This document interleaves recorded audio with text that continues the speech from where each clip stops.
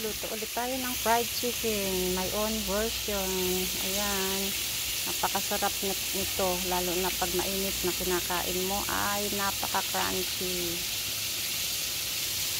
Kunti na lang, ilang seconds na lang, luto na to, pwede na. Mayroon na akong naluto. Ayan oh, may nakabili na kasi, may bumili na, kaya ito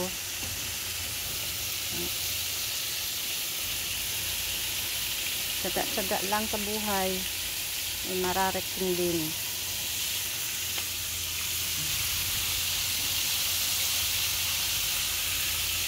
Ayan ang pagluto ng fried chicken namin.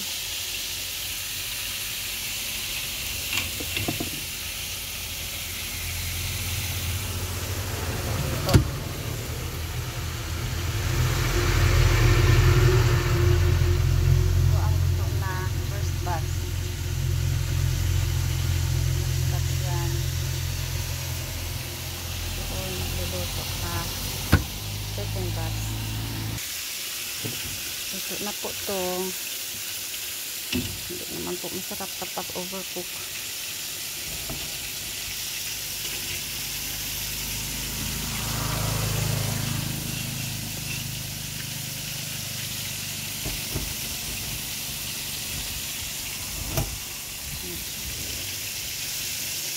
Ito na po yan lahat. Akin na pong hahanguin at ilagay dito.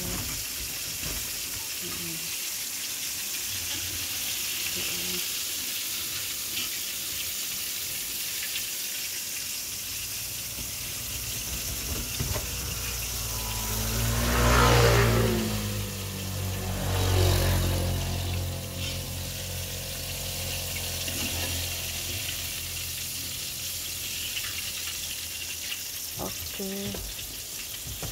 Tapos patagasin na lang ang mantika dyan. Yan na po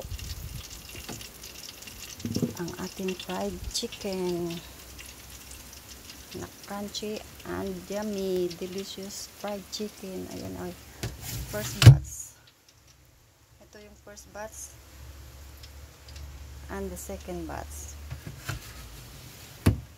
Patatagasin, patutuluin muna dyan, i-drain muna yung mantika niya para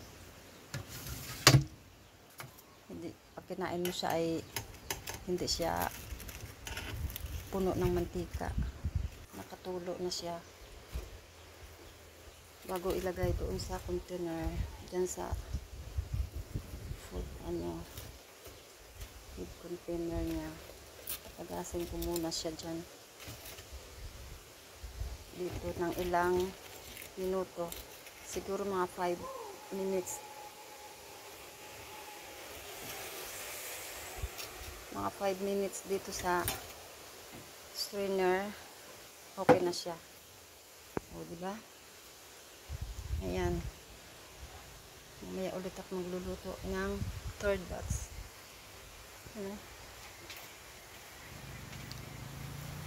Yan ang ating fried chicken.